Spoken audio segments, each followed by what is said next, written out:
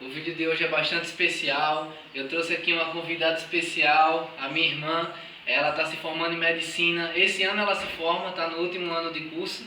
E é isso aí. Vocês me pedem muito para falar a respeito da inspeção de saúde, o que pode reprovar, o que você deve fazer, os exames obrigatórios que você vai ter que levar e os exames que a Marinha vai te fornecer lá, por conta dela. Eu não entendo muito essas coisas aí, e quem me ajudou nessa etapa foi a minha irmã, então eu resolvi gravar esse vídeo com ela porque ela tem mais conhecimento que eu. Então é isso aí, o vídeo de hoje vai ser bem interessante. Ela vai estar analisando o edital e falando para vocês assuntos que eu, por não conhecer, não consigo falar. Valeu, e o resto do vídeo é com ela. Eu não falo nada, né? Eu não tô gravando. Quando quiser. Olá pessoal, eu me chamo Jaqueline, sou doutoranda do 6º ano de medicina aqui no meu estado, né? Sou graduanda em medicina aqui em Alagoas e vou falar um pouquinho para vocês, né? Vou fazer junto com você a análise do edital do Corpo de Fuzileiro Naval da Marinha, tá? Realmente vai ser um vídeo um pouco mais longo, porque se vocês puderem perceber ou puderam perceber, eles são bem criteriosos, né, na avaliação clínica, física, então laboratoriais. Então vai ser um vídeo um pouco mais longo e eu vou tentar resumir o máximo que eu puder. Mas é uma parte do edital muito importante, que é o que vai te levar para outras etapas, tá? E isso não depende de você, depende da sua saúde, da sua condição física, tá bom? Da análise laboratorial, como você se encontra, né? O que vai dizer se você vai ser apto para o serviço ou não, tá bom? Então vamos comigo para avaliar, para analisar esse edital. Então eu vou falar para vocês dos padrões psicofísicos de admissão, tá? Tá no anexo B. Aí as condições de inaptidão, certo? O que vai levar você à desclassificação por questões de saúde, né? Então, no item cabeça e pescoço. Olhando aqui, eu vi o que pode levar, resumindo, o que poderia levar você à inaptidão, a eles reprovarem você no teste, seria deformações, isso em região cervical. Existem pessoas que têm um pescoço mais curto, isso atrapalha na questão da movimentação, da questão de verificação de ângulos, e isso poderia levar à reprovação. Também eles falam aqui, ó, cisto branquial, fibroma cístico no pescoço e fístulas. Isso consiste em tumorações, né? Em tumorações cervicais, né, no pescoço, que levariam a reprovação no exame físico, tá? No item B, ele fala ouvido e audição. Então, o que me chamou a atenção foi a agenesia, né, das orelhas. Então, existe pessoas, a agenesia é o ato de nascer sem, existe pessoas que nascem sem a orelha. Isso é uma deformidade e isso levaria à inaptidão física por questões de proteção mesmo. O indivíduo sem orelha, ele tem mais propensão a infecções, tá? Aí também fala infecções crônicas, otite média crônica. Então, essa otite média crônica me chamou a atenção também, porque são infecções que, mesmo quando criança, infecções do ouvido, né, ocasionadas por germes, né, bactérias. Então, essa otite, quando de repetição, várias vezes você tem essa infecção na orelha média, no ouvido, então isso pode levar a um dano do tímpano, da membrana timpânica, isso pode levar a um déficit auditivo, certo? Tumores também, né? Deixa eu ver mais aqui. Qual é a frequência? Olhos e visão no aparelho, né? Letra C, olhos e visão. Aqui dando um apanhado geral. Então, lendo aqui, vocês vão perceber várias nomenclaturas que não tem como eu explicar agora, porque são muitas coisas, mas qualquer dúvida você pode perguntar depois. Mas então, no geral, é qualquer coisa, qualquer dano que você tenha no seu olho, que não seja simples, que não seja aguda, que não seja passageira, né? Ou seja, qualquer dano que você teve no seu olho, que isso está prejudicando a sua visão. Então, você tem dificuldade de enxergar com tal olho direito ou esquerdo, então isso pode levar também à inaptidão, né? Ou seja, a reprovação por diminuição da acuidade visual. Então você não consegue ver com precisão o que deveria ser visto, né? Tá. No sistema D, né, boca, nariz, laringe, faringe, a gente consegue observar. Então qualquer coisa que esteja no seu aparelho, tanto oral, né, na região oral, que consiste na boca, ou que leva a um prejuízo na sua deglutição, né, no seu ingerir o alimento. Tudo isso que tiver atresia, ou seja, o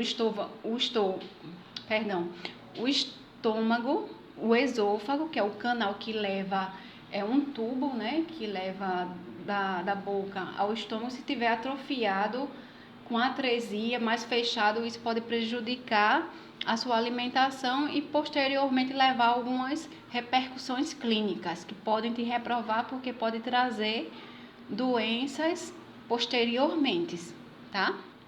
Tá. Só voltando aqui um pouquinho nesse item, ele fala de pacientes que têm dificuldades, deficiências na fala, né? Que no popular seria a gagueira. Então, aqueles pacientes gagos mesmo, né? Que eles têm muita dificuldade realmente de pronunciar as palavras, eles também podem ser reprovados. Eles vão ser reprovados, na verdade. Existem pessoas que gaguejam, mas gaguejam, tem uma pausa limitada, mas outras gaguejam com um tempo bem maior. Esses vão ter dificuldade na dicção, tem dificuldades na dicção e vai ter dificuldade para contatuar com outras pessoas. No aparelho estomático, né, estomatognático, perdão, ele fala o resumo mesmo, o que ele quer ver, o que tem tudo a ver com esse aparelho seria a questão bucal, sanitário bucal, ou seja, tudo que envolve a dentição é responsável pelo aparelho digestivo, porque a parte alimentar começa na boca. Então, deixa eu ver aqui o que foi que houve. Então, tudo que envolva a dentição vai ter repercussão no estômago. Então, se você não tem uma boa mordida, você não tem os dentes completos ou o mínimo necessário para triturar os alimentos, vai provocar uma alteração no seu estômago. Então, isso daqui é muito importante, eles veem bastante a questão da dentição do paciente, então, do candidato, no caso. Então, se o paciente, ele tem, e aqui ele até fala, se tem menos de 10 dentes naturais, ou seja, seus próprios dentes, se você tem menos de 10 dentes em cada arcada, ou parte superior, parte inferior, se você tem, vamos supor que você tenha 9 dentes em cima e 11 embaixo, não vale, tem que ser no mínimo 10 em cada arcada, parte superior, arcada de cima e arcada de baixo, né? Então você tem que ter no mínimo 10 dentes naturais em cima e 10 dentes naturais embaixo, de um total que seria normal de 32 dentes, que é a quantidade de dentes de um adulto. Então tem que ter no mínimo 10 dentes em cada arcada, em cima e embaixo, tá? Naturais, seus. Você pode até usar prótese dentária, porém que seja de boa fixação, que tenha uma higiene boa, mas é pré-requisito ter 10 dentes naturais em cada arcada, ou seja, totalizando 20 dentes, sendo 10 em cima e 10 embaixo, tá bom? No item F, pele, tecido, dermatoses. Tá. O que eu achei interessante aqui, ele fala ele fala de processos alérgicos, né? Então, pessoas que têm vitiligo não é critério para excluir esse tipo de pessoas, porque não é uma doença contagiosa nem infecciosa, é uma doença autoimune e não tem repercussão clínica nenhuma, a não ser aparentemente, tá? Que é a doença do Michael Jackson, né? Que muda a coloração da pele, tá bom? O item G fala dos pulmões e parede torácica, né? Então, o que envolve esse conjunto? Deformidades relevantes, eu vi aqui, ó, que eu achei importante, deformidades relevantes congênita ou adquirida na caixa torácica. Isso é importante porque isso vai levar um prejuízo da respiração. Então, essa análise do edital, ele fala que qualquer deformidade da caixa torácica, existem pessoas que têm uma deformidade nessa parte do peito, né, no peitoral, nos homens. Então, tem um tórax mais afundado, um tórax deformado. Então, isso pode provocar dificuldades respiratórias e, com certeza, esse participante não vai à frente por conta desse prejuízo na função respiratória, que ele vai ter provavelmente. No item H, ele fala do sistema cardiovascular, ou seja, o que eu consegui analisar desse critério de avaliação deles seria exatamente qualquer deformidade, qualquer patologia que envolva o sistema cardiovascular, do coração principalmente, que é a bomba principal que leva sangue para todo o corpo. Então, se tem alguma normalidade nas válvulas delas, que são as partezinhas que tem no coração que abre e fecha para a passagem do sangue arterial e venoso. Então, se tem uma normalidade naquelas válvulas, ou se tem anormalidade nas câmeras cardíacas, isso vai levar a um prejuízo na circulação, vai levar a um prejuízo funcional. Então, esse paciente vai ter limitação de atividade física, uma série de limitações. Então, esse paciente passa pela avaliação e provavelmente vai ser reprovado, tá? Ele fala que o que eu achei importante também foi a hipotensão arterial com sintomas, ou seja, aquelas pessoas que têm pressão baixa, né? Tem pressão baixa e só que ele provoca sintomas, ele tem sintomas, né? Então ele vai se queixar de tontura, vai se queixar às vezes até de desmaios, tá? Então, esses pacientes provavelmente não vão ser aptos para o exercício. Hipertensão arterial, a mesma coisa também, né? Quando a hipertensão ela é mais silenciosa, ela geralmente, quando você descobre, já está em uma fase muito avançada, muitos anos de evolução da hipertensão. A questão do sopro, que ele fala aqui, é exatamente isso. Se tiver algum problema nas válvulas cardíacas, vai provocar sopro. E isso, no eletrocardiograma, que é um exame obrigatório que você vai levar inicialmente, não vai aparecer sopro, tá? Se ele lá, ao escutar seu coração, na ausculta cardíaca, ele encontrar um sopro, ele vai pedir outros exames, como ecocardiograma, que é as custas do candidato, né? O candidato ele vai marcar uma data para você devolver o exame, para você levar o exame, para ele ver se você teria condições ou não de ir à frente, tá? Abdômen e trato intestinal, visceromegalias. O que seria isso?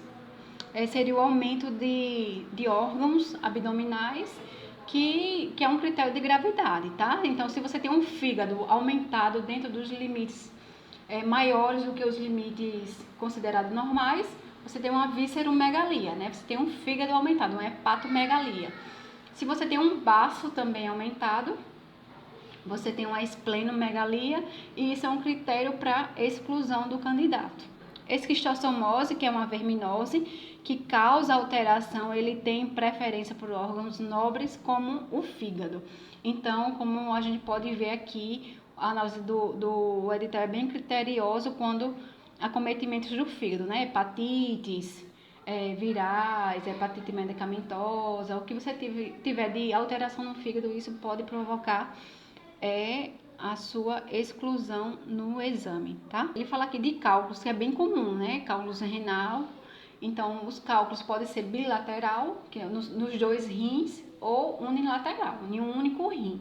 Independente da quantidade de cálculos, isso pode ser critério de exclusão desse candidato nessa prova. Por quê? Quem já teve uma crise nefrítica, sabe como é incapacitante. Você não consegue fazer nada quando você está com crise renal, tá? Então, se você tem cálculos lá no rins, ele vai conseguir ver, muitas vezes, se for um tipo de cálculo radiopaco, que ele é mais, ele consegue aparecer no raio-x. Se conseguir aparecer lá no raio-x, esse cálculo, você já, provavelmente, eles já dão como excluído do exame, tá? Que leva realmente à incapacidade. Agora, se você teve um dia cálculo, mas já resolveu, conseguiu expelir ou fez cirurgia para tirar o cálculo, aí sim, você não seria critério para exclusão não do candidato, tá bom? Aparelho osteomioarticular, o que seria isso, né? É um acometimento do osso, né? O osso, só coluna, ossos em geral, que no caso vem de músculo, então um acometimento de qualquer patologia que venha causar atrofia, né? Aqueles músculos bem, quase que não tem músculo, não são as pessoas magras, tá? São pessoas realmente sem músculo. E articular, problemas de junta, né? Como as pessoas falam, são as articulações. Principalmente joelho, né? Muita gente tem problemas de joelho, e isso seria um critério muito importante para a classificação ou não do candidato. Aí aqui ele fala, atitude escoliótica, lordótica, ossifótica, isso tudo é observado no exame físico lá, feito lá, tá? Mas como ele pede lá nos exames obrigatórios, eles pedem também radiografia de coluna lombar, torácica e lombar, um pouco mais abaixo, tá? E com essa radiografia, ele já tem como ter uma visão da sua coluna. Se a coluna ela é um pouco entortada ou não, isso pode prejudicar o candidato, tá bom? Aí aqui ele fala, ó, se dependendo do raio-x, você levou o raio-x, mas aí ele viu a necessidade lá pelo exame físico, o médico de lá tá lhe avaliando e viu a necessidade de pedir um outro raio-x, tá? Uma outra radiografia. Ele vai pedir esse panorâmico que é mais detalhado, ele vai ver em vários ângulos a sua coluna, tá bom? Sim, ó, pessoas de Genovarum e Genovalgo. Então, existem aquelas pessoas que têm aquelas patologias, existem umas pessoas que têm um desvio, né, nas pernas, né, umas são fechadas para dentro e outras são mais abertas. É o Genovaro e o Genovalgo, tá? Então, essas pessoas que têm essa pisada errada, ela pode levar dano tanto na articulação do joelho como do tornozelo, que é lá no pé, lá próximo entre a perna e o pé. Isso pode provocar lesões graves e incapacidade também, tá bom?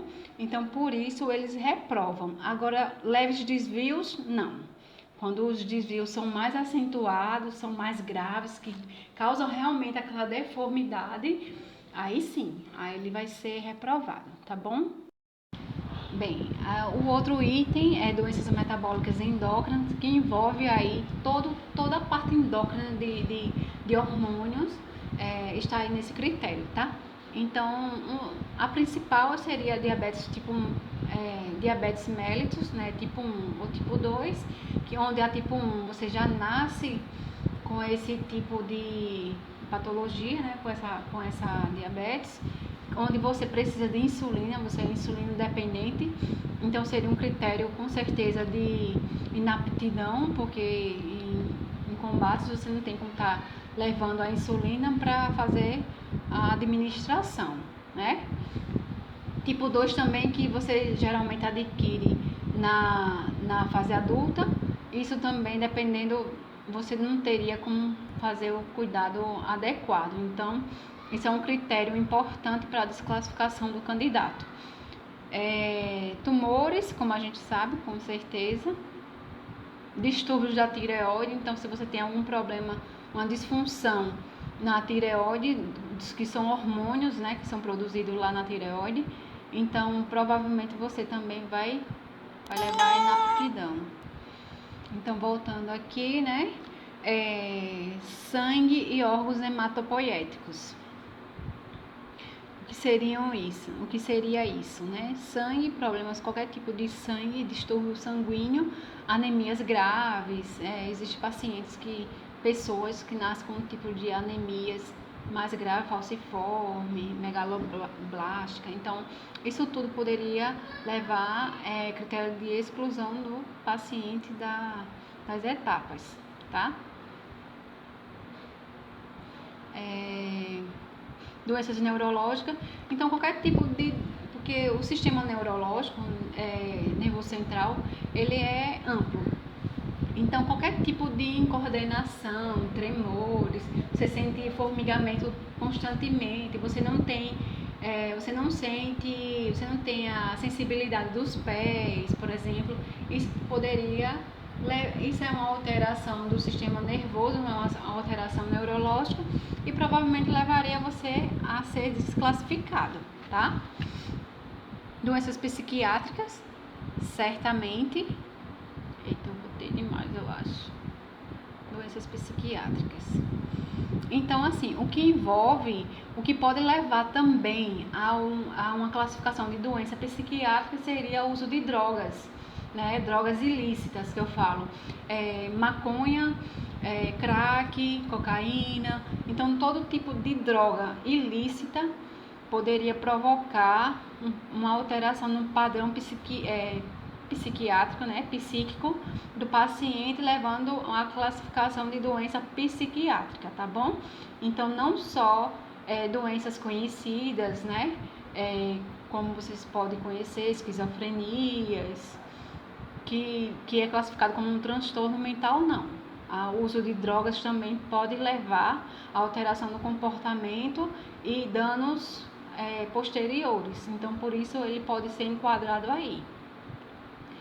Tumores e neoplasias, porque é uma patologia grave, né? Muitas vezes grave. Agora, se você já teve um tumor, né, maligno ou benigno, conseguiu tratar, teve remissão da doença, então isso não é critério de desclassificação, não seria. Agora, se você tem uma neoplasia lá ativa, né, tem um câncer lá desenvolvendo, com certeza eles vão te reprovar, porque você não tem como fazer um tratamento durante um internato lá no quartel, tá? Durante até o trabalho mesmo, você precisaria de um afastamento para poder fazer o tratamento da neoplasia. Sim, aí ele fala aqui, tumores pequenos, tumores benignos, pequenos, cisto sebáceo, que são cistos simples, né? Um cisto constituído de uma glândula que promove sebo, né? Que é suor, a hidratação da pele, então pode provocar um cisto ali, encapsular e formar um cisto. Lipoma, que é um tumor, ele cresce bastante, só que ele é um tumor benigno, ele nunca vai se transformar em um câncer, porque ele é um tumor de gordura, precisa ser retirado, né? Porque são tumores grandes e dependendo do local que ele nasceu, aí sim, pode ser grave pelo local que nasceu, mas não porque ele é um tumor maligno, tá bom? No sistema imunológico, tá? No sistema imunológico, doenças autoimunes, exceto o vitiligo. Como eu falei, o vitiligo é a doença do Michael Jackson, né? É onde muda a cor do paciente. Ele muda, muitas vezes a coloração, ele perde a pigmentação e fica aquela coloração bem pálida, bem branca, tá? HIV também, porque ele leva a baixa da defesa do organismo e com isso ele promove qualquer tipo de infecção, por mais simples que seja, essa infecção num paciente com HIV, ela se torna grave. Então, isso é um critério de desclassificação, certamente. Doenças sexualmente transmissíveis, ou seja, as doenças venéreas, como a gente conhece, né? As pessoas conhecem como doença venérea. Então, qualquer tipo de doença que pode trazer um posterior afastamento do trabalho, ele é uma doença desclassificatória.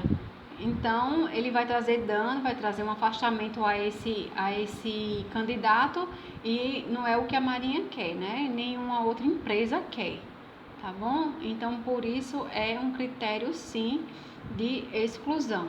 E outras condições, na avaliação clínica do paciente lá com o médico vai avaliar os exames, vai fazer os exames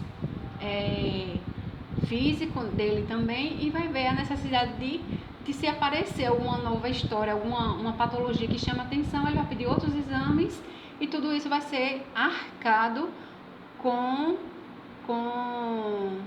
os próprios recursos do candidato, tá bom? Falando dos exames complementares e obrigatórios, para encerrar esse longo vídeo, realizadas as expensas do candidato, ou seja, tudo à custa do candidato. É o candidato que vai custear tudo, né? Que vai pagar, tá bom? Deixa eu ajeitar aqui. Raio-x de tórax com validade de até 6 meses. Por quê? Porque em 6 meses não vai mudar muita coisa. Se você tiver alteração pulmonar, não vai alterar muita coisa não, tá? Tuberculose. Então, por isso que tem uma validade mais longa.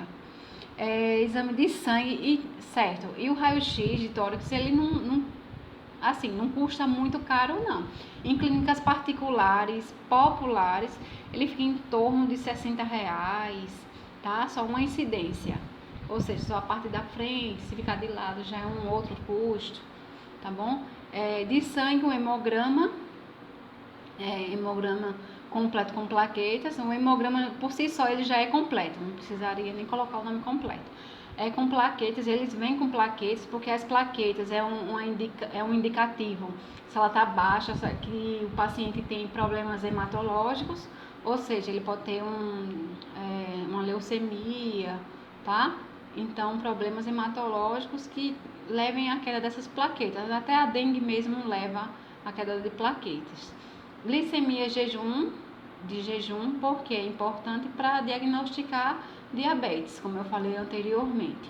Dosagem de creatinina, para ver a função dos seus rins, como é que tá os seus rins, né? Está funcionando bem, se tem algum acometimento. TGO ou AST e TGP, que são enzimas hepáticas, para saber como é que está o seu fígado, que o tempo todo no edital ele fala do seu fígado. Então, isso é muito importante para a avaliação da condição do seu fígado. Sorologias para sífilis, tá? que entra lá nas doenças venéreas que eu falei, né? Sexualmente transmissíveis. Teste rápido, teste de HIV, como ele falou lá, é um critério para exclusão do candidato. Urina, que é o EAS, é o exame de urina tipo 1, que é o simples, é o tipo de urina avaliado normalmente, como qualquer uma outra pessoa já deve ter feito. O ECG, que é o eletrocardiograma, com validade de até 6 meses. Assim como o raio-x de tórax, o ECG, né, que é o eletrocardiograma, ele tem uma validade mais longa. Lembrando que os exames laboratoriais, como o de sangue, tem uma validade no máximo de 3 meses. Então, se você tem um exame de sangue em casa com mais de 3 meses, não é válido, você vai ter que fazer um outro. E eu acho que foi isso. Eu espero ter esclarecido um pouco da dúvida. O edital é bastante longo, como vocês podem ver, tem vários itens bem criteriosos, eles são bem criteriosos, tá? E eles ainda colocam como outras doenças, porque eles podem identificar na hora do exame outras doenças que podem levar você a ser excluído dessa etapa, tá bom? Então, eu espero ter ajudado. Eu acho que a gente fica por aqui, então. Tchau, tchau, gente. Foi um prazer, tá?